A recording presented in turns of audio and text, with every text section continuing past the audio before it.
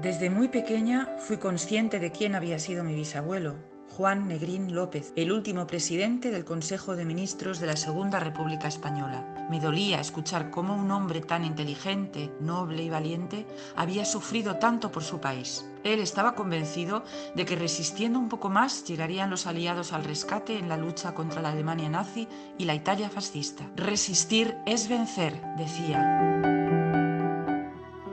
Benigno había sido el modelo que utilizó el escultor para realizar los musculosos cuerpos de las 4 estatuas, e incluso su cara para una de ellas. Era él a quien lanzaban besos las niñas y a quien dirigía la mirada queta. Aquella viuda, que es mi abuela, solo tenía esta forma de hacer que sus pequeñas, mi madre y mi tía, no olvidasen a su padre. Desapareció tras luchar por la República en la Guerra Civil.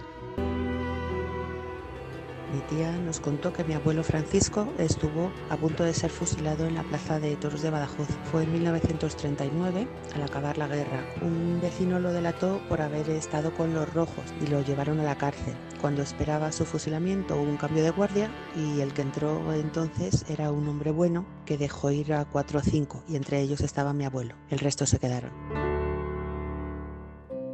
Es 1933 y el niño Luis tiene 12 años. Uno de los cuadernos es un periódico, El Mensajero Escolar, donde los alumnos de Molinar escriben e ilustran noticias de sucesos que han leído, que han visto, que les han contado. Entre todas las noticias, hay una que despierta mi atención. Varias personas lanzan cohetes desde una camioneta. En los arcenes, la gente aguarda con banderas tricolores. Así es como recuerda mi abuelo la llegada de las misiones pedagógicas.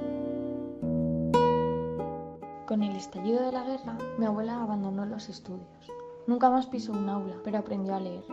La misma suerte corrieron sus hermanos. Mi bisabuelo Timoteo, desde la cárcel, le pedía a su mujer María Ibarra que le llevara fotografías de sus 7 hijos. La ejecución de Timoteo sumió en la miseria a sus hijos y a su viuda, que tuvieron que huir a Madrid.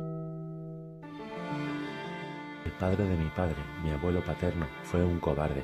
Un gallina, literalmente, se escondió en el interior de una doble pared que construyó en el gallinero de su casa durante los años de la Guerra Civil. El padre de mi madre, mi abuelo materno, fue un valiente, porque hace falta valor para empuñar un arma en una guerra.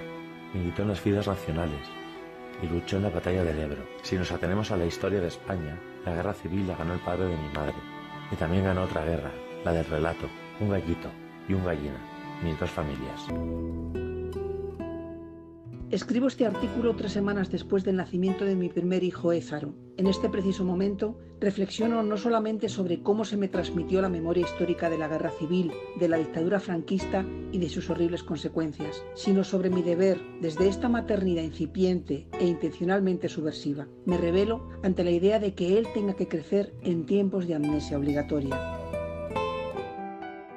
Sí, madre, ya lo sé. A tu abuelo lo mataron los rojos. Aunque la primera vez que me hablaste de eso los llamaste bandoleros. Así se les llamaba entonces, cuando a ti te lo contaron, porque entonces a las cosas no se las llamaba por su nombre.